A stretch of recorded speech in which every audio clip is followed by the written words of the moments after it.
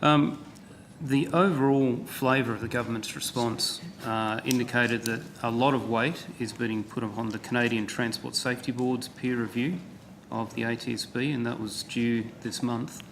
Can you give us an update as to where that's at? I had discussions with my counterpart, Ms Tadros, about 2 weeks ago, Senator.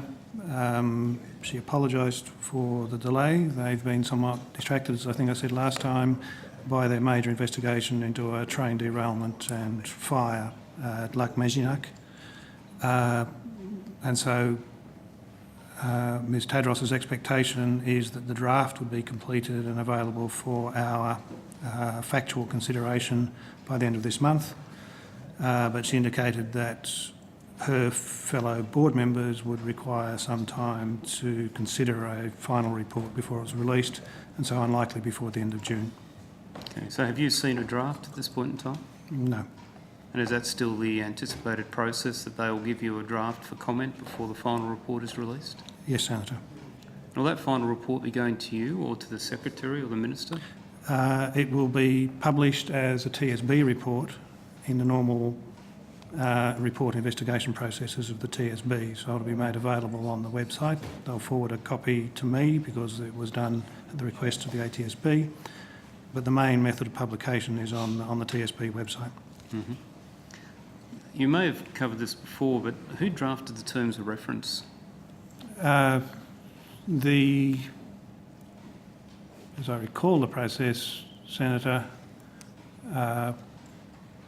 we indicated in discussions with our Canadian colleagues that there will be benefit in there of running a peer review of our methodology and its application, explain the context, including the Senate Committee's inquiry, and the TSB provided a draft set of terms of reference on which we provided commentary, and I believe we consulted with the department, and through them the Minister was made aware of it, but I don't recall any feedback from the Minister.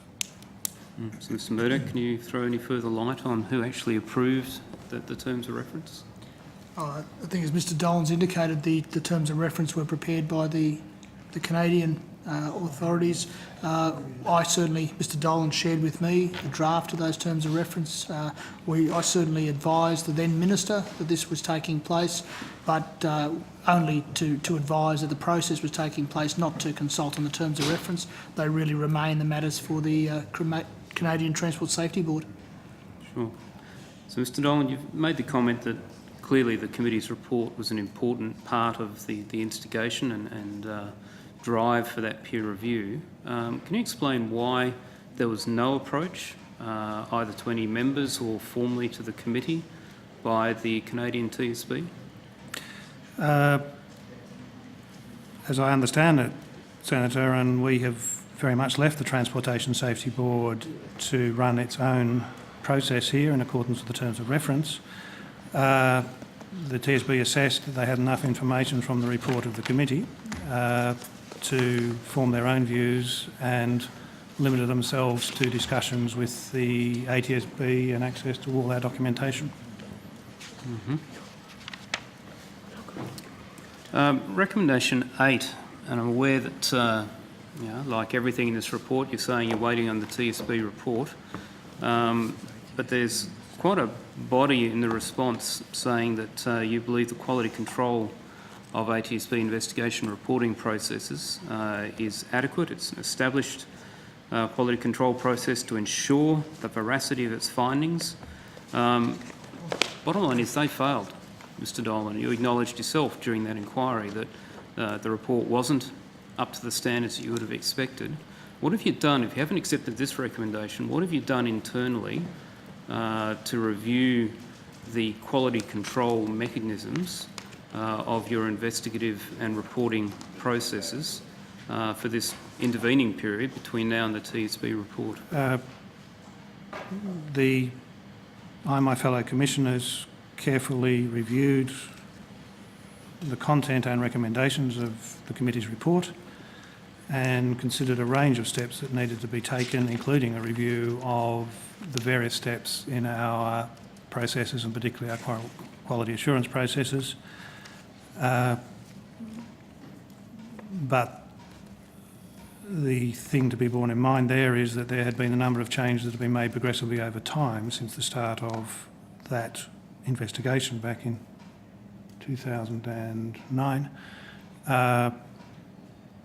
So the changes were not extensive in terms of the process that's been in place probably for about 18 months, Mr Sanderson, would be about.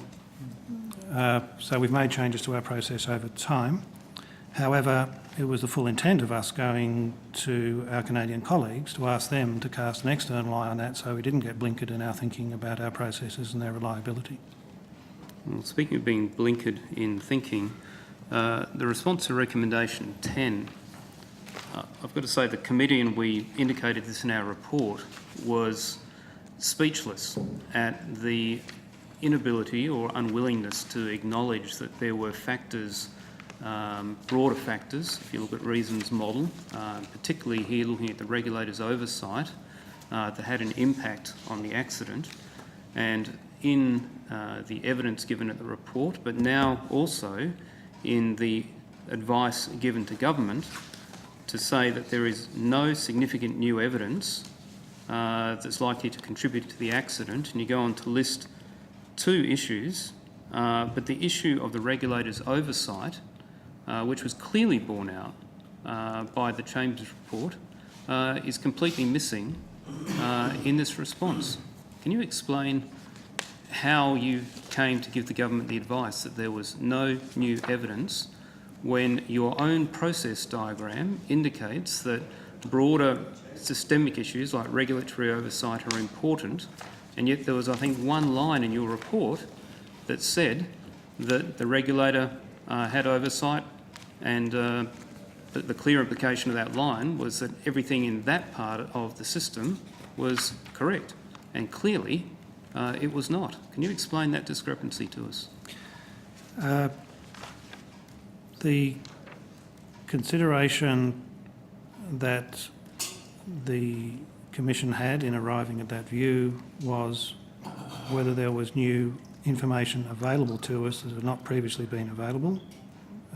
We still remain of the view that there was no significant additional evidence available to us.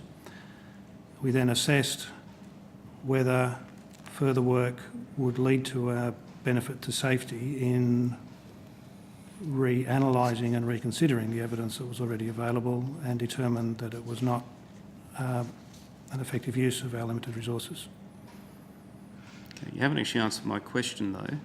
How can you claim that there was no new evidence that had come to light since the report was written, when at the time of writing the report, ATSB was not aware of the existence of the Chambers report, and it very clearly showed that CASA itself recognised that there were significant failings in its oversight of that particular operation?